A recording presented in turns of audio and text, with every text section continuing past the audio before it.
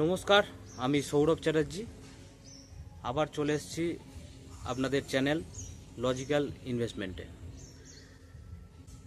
আজ একটা ছোট্ট কনসেপ্ট নিয়ে আলোচনা করব, যেটা হচ্ছে হেলথ ইন্স্যুরেন্স।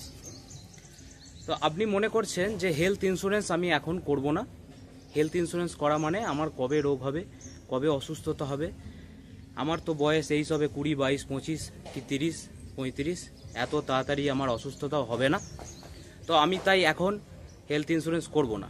কিন্তু একটা ছোট্ট কনসেপ্ট বলি আপনাকে। আপনি রোজগার করছেন, সেই টাকা আপনি ব্যাংকে রাখছেন, আপনি হয়তো সেই টাকা দিয়ে এফডিও করছেন, এটা তো ইনভেস্টমেন্ট প্ল্যানিংয়ের মধ্যে পড়ে অবশ্যই, কিন্তু হেলথ ইন্স্যুরেন্সটাও পড়ে। ধরুন আপনি একটা 5 লাখ টাকার কর্পাস তৈরি করেছেন, আপনি সেটা একটা এফডি করেছেন, 2 বছর 4 বছর যাওয়ার পর সেখান থেকে আপনি প্রতি বছর খুব কম করে হলেও 7% ইন্টারেস্ট পাচ্ছেন, মানে 35,000 টাকা আপনি ইন্টারেস্ট পাচ্ছেন।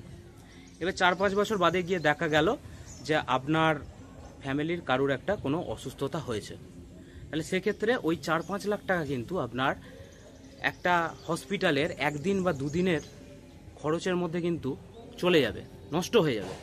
আপনি এটা কিন্তু আর ফিরিয়ে আনতে পারবেন না, এটা ক্রিয়েট করাটা এতটা সহজ জিনিস নয়। কিন্তু ধরুন আপনি একটা এফডি করেছেন, সেই এফডির 5 লাখ টাকার আপনি একটা এফডি করেছেন, সেই 5 লাখ টাকার এফডির যে ইন্টারেস্টটা আপনি পাচ্ছেন 7% হলে বছরে 35,000 টাকা। আপনি ওই 30 থেকে 35,000 টাকার প্রিমিয়াম দিলে আপনার খুব কম করে হলেও 10 থেকে 15 লাখ টাকার হেলথ ইন্স্যুরেন্স আপনি কিন্তু কভারেজ পেয়ে যাবেন, আপনি এবং আপনার ফ্যামিলি। ঠাকুর না করুক, ঈশ্বরের কাছে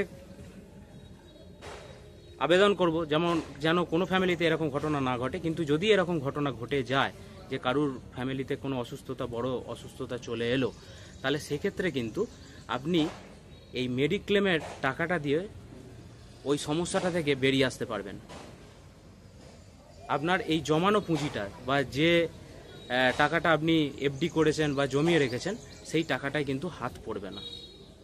তাই সামান্য স্যাক্রিফাইস এখন থেকে শুরু করুন, ভবিষ্যতে এটা অনেক বড় রেজাল্ট দেবে। আজকের ভিডিও এই পর্যন্ত। আমাদের পেজটা ফলো করবেন এবং ইউটিউব চ্যানেলটা সাবস্ক্রাইব করে রাখবেন। ধন্যবাদ, নমস্কার।